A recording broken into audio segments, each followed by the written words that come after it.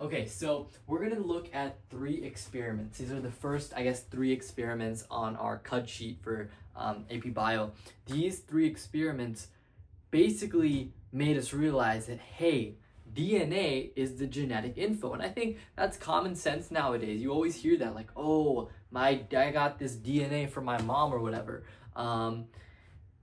But and before, the scientists did not really know. They thought protein was the thing that gets passed down, which is kind of reasonable, right? We're made up of proteins. Our nails, our hair, our entire, existence is dependent upon proteins with various complex shapes and functions to carry out the processes, metabolic processes like enzymes. That's what enzymes do. So it was very reasonable to assume proteins were the inheritable material. And this one, inheritable material. Yeah, genetic material, genetic info. That's the thing that gets passed down. And this one guy called Frederick Griffith, right? He had an idea. Really, Frederick Griffith, I believe in this experiment. This is your first experiment. He did not actually want to. He kind of, I guess, maybe did this by accident because he was trying to figure out a vaccine for pneumonia. And pneumonia, if you don't know, has kind of these, probably multiple strains, but 2 strains in particular, where you have like this type 3 and this type 2. So type 3 has this rough kind of outer layer. Meanwhile, type 2, I might be having those backwards. I hope type 3 is R, I'm pretty sure. I think it's, I don't know, let's just call it R just so I'm not making too many mistakes. But this R strain has this rough outer coating. This smooth strain does not. So it has like this polysaccharide coating that makes it smooth. Because of this, if you were to give a rough strain, like if you were to inject this into a mouse, it would be completely fine. I'm just gonna draw that. Sure, I guess I'll give it a little nose. I don't know. And if you were to give the smooth strain of this pneumococcus bacteria, the mice would probably develop pneumonia and it would die. Or I say it will die. I just don't know if pneumonia is the right word. It'll develop sickness and it'll die. Probably pneumonia. I think pneumonia is just common across all animals. So this is his first kind of like his 2 control groups, right? Rough for the negative control group and smooth for the positive control group. The negative control group makes sure that nothing's happening when it's supposed to be. So when you give a rough strain of this pneumococcus bacteria, there should be no sickness. Meanwhile, we have our positive control group, which is like, hey, if you do give the smooth strain, it's for sure gonna get sick, right? I hope so, to make sure my experiment's all good. Now, what he did was he basically added some heat. So I guess I'll maybe show it with like fire. I kind of looks like a turd, but whatever. He added fire. I guess I'll maybe add like, I don't know. Yeah, fire, a little wood.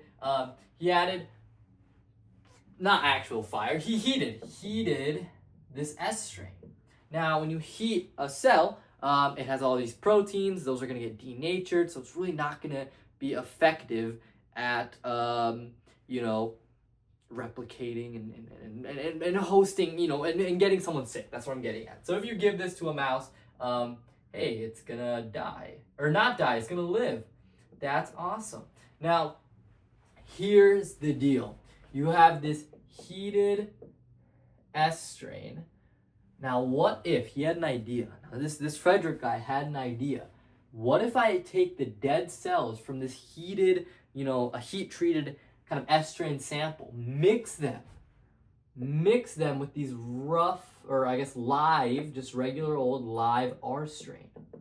What's gonna happen? Well, if I were to do that, we'll just draw an arrow. I don't know really what to draw. If I were to do that, he noticed that, hey, this little piggy died. And if you were to do some tests or whatever, he found that there were S strain, or at least there were S strain bacteria present. What the heck? You're telling me that if I just kill these S strain cells, and I mix them with live ones, then it'll cause the mice to get sick? Yes. This is called transformation. Transformation is this phenomenon, this transforming principle. This is a phenomenon where you have these dead kind of, or not dead, but I guess you have these cells that are getting genetic information of some sorts from the environment, from the external environment. These R strain, cells were able to grab this sort of whatever it is, right? This sort of transforming principle that allowed them to sort of inherit, I guess is a good way to put it, the thing that codes for this polysaccharide coding. And boom, you get sick. Now, we don't know if it's DNA. There's not really, I guess you could, maybe there's you could say like if you heat the S strain, the proteins are denatured, so that can't really be the genetic info. I don't know. I don't think he thought that far because at the time, this wasn't conclusive enough to say, well, protein is for sure not the transforming principle, the genetic info that's causing the R strain. We didn't know that DNA was this transforming principle. So a second experiment rolls along. So the first experiment is Frederick Griffith. The second experiment is done by these three guys, Avery, MacLeod, and I think MacLeod, right? Let me just look at my notes. MacLeod and McCarty. So Avery, MacLeod, and McCarty. So these guys also had ideas. They wanted to kind of see, well, what was, based off Griffith's little thingamabob, what was the transforming principle? Is it proteins? Or is it nucleic acids or DNA, right? Or like nucleic acids are DNA, right? That's like the general biomolecule. Is it DNA? Is it RNA? It could have also been RNA. They were like, they were pretty, testing all sorts of candidates. But there's two that they did not test for. Carbs and lipids. Carbs and lipids. I was about to say sugars, and I was like, wait, that's the same thing as carbs. They kind of figured that lipids and carbs would not be it. And this is because they did preliminary tests and they kind of saw the chemical composition of I guess some cells and stuff, and they ran some tests, and the chemical properties of whatever this genetic info was didn't seem to line up with the chemical properties of lipids and carbs. So they had this. They took this. The heat killed S strains. So heated S strain bacteria, and they added it to this sort of test tube thingy, and they got rid of the carbs and the lipids. Okay, they knew that, hey, that wasn't gonna be the thing. So when I kill the S strain, you're gonna essentially get rid of everything except the kind of biomolecules that I care about. I guess maybe because like the cytoplasm evaporates. Point is, doing the heat treated S strain is just important because eventually we want to see transformation. So gets rid of the carbs and lipids. They do that. I forgot how, but they do that, and I don't know if it's too important to know how you did it. So they get rid of the carbs and lipids. Now they're gonna divide this big sample into three kind of smaller samples. So we can draw, I'm not gonna draw that, that's probably bad. Let's just say we have like, I can just say like this. Okay. So in these test tubes, they're going to add, ways to get rid of protein, RNA, and DNA. Because if you get rid of the carbs and lipids, what's left in all three of these is everything else. Proteins, RNA, and DNA. So their idea is that, hey, let's say I get rid of the proteins and there's no more proteins. So if I put these cells, if I put them with these R strain and I see transformation, if I see the R strain still turn into these S strain bacteria, even when I take away the proteins cannot be the thing that caused that, because proteins were taken away. They can't be the transforming material or factor. So they add protease. ACE means enzyme, right? So this is an enzyme that gets rid of protein. So now there's no more protein. They add RNase here, that gets rid of RNA, and DNase gets rid of DNA. So what they're doing, it's pretty it's quite an idea, but it's not too crazy an idea. If I think one of these three things causes something, I can remove one of those three, and if that thing still gets caused, okay, I'm using too many things and stuff. Okay, three potential things could cause transformation. If I get rid of one of those things and transformation still occurs, that can't be the transforming material because I already got rid of that, right? So it's kind of like this process of elimination, I guess. And what they see is that when you add R strain, you kind of mix R strain. So you're doing R plus the S strain here. You got transformation in all of these except when you got rid of DNA. If I get rid of DNA and transformation did not happen, but it happened in all the other times when DNA was present, I have reason to believe DNA is the transforming factor. But people weren't convinced. People were like, oh, what if there's contaminations? What if, I don't know. They didn't trust these three guys here, or maybe one of them. I don't know. Women in 7 is important, so who knows? Maybe women did this and they didn't.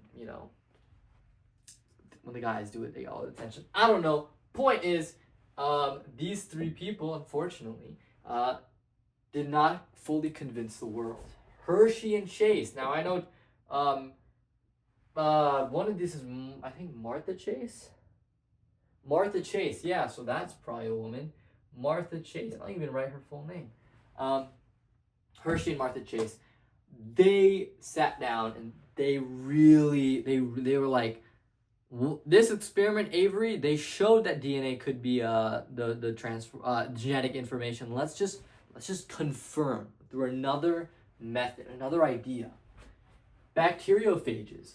Bacteriophages are these viruses, and viruses, as you might have heard, are not living. Viruses, in order to reproduce, they need to hijack a cell. Reason being, cell has, I'm guessing, the nucleus, ways to kind of replicate, DNA, interphase, mitosis, all that. And this virus, at least, and other viruses are probably a little bit more complex, but this T2 bacteriophage only has this outside protein shell, and it has DNA inside. That's it. That's really all it's made of. It doesn't have any ribosomes or nucleus or any way to really self-replicate. So this thing has to hijack a cell, use its cellular functions and whatnot to make more DNA, or make more viruses, right? Make more DNA for itself. So basically what they did is they took these two bacteriophage viruses. All right. They took these two viruses and they said, well, this thing's only made of two things. It's made of a protein coat and it's made of DNA. Well, I can use, because the protein I guess found in a virus has sulfur. Not all proteins have sulfur, but this specific amino acid, I guess, for whatever reason, does have sulfur. So let me tag this sulfur with S, I think 35. Radioactive sulfur, that lets them keep track of where the protein is, because they can keep track of things that are radioactive. And then in here, they track for, this is group 1. In group 2, they tracked phosphorus using phosphorus 32, which phosphorus is found in DNA. So that's why they couldn't use carbon, right? Sure, carbon's found in proteins, but it's also found in DNA. They needed elements to kind of distinctify everything, I guess. Keep things distinct so that they know they're looking at DNA, which has phosphorus.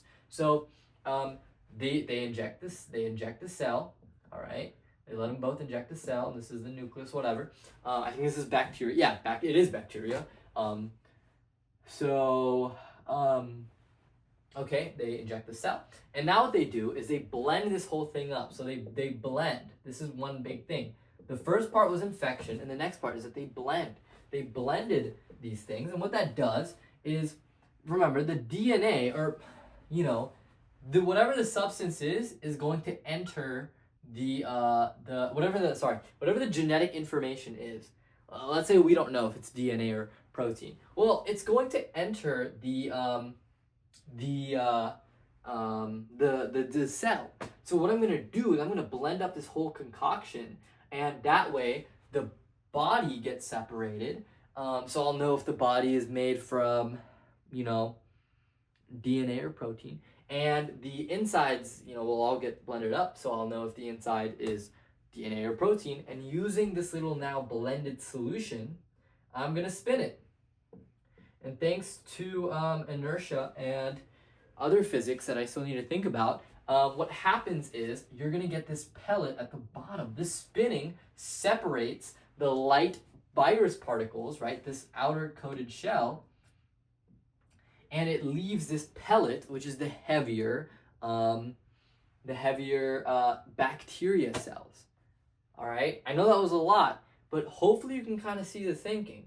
Okay, I have this virus infect a cell. I'm gonna blend the whole thing up, and now I'm gonna spin a little solution of it, and I get this pellet. And I know, thanks to physics and the fact that bacteria is heavier than virus, I know the pellet represents the cell, like sort of the cell and, you know, what it's made up of. And the virus, you know, is this stuff that stays a liquid dissolved, I guess, in this little solution. So what if the sulfur was tagged and I see sulfur, like the radioactive tagging, I see it in the outside in the virus liquidy part? Well, hey, I know that protein is the outer coat. And if I see phosphorus, and they saw phosphorus in this pellet, the radioactive phosphorus, they were like, hey, well, phosphorus, that's DNA. So DNA had to enter the cell to make it to the pellet. DNA is the genetic info.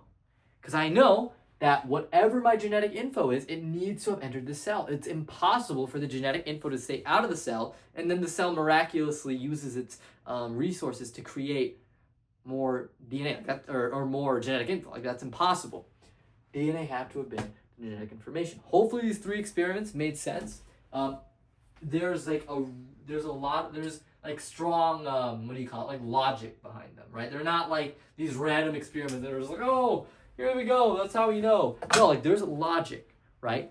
Experiment 2, they were looking at if you get rid of one of the possible transforming factors, does transformation happen? And experiment 3, hey, if I know genetic info enters a cell from a virus, you know, how can I figure out if it's phosphorus or sulfur, DNA or protein, right? So there's logic, I think, and that's pretty cool. They had a lot of cool ideas. So yeah, thank you for watching. I know this is quite long, but yeah.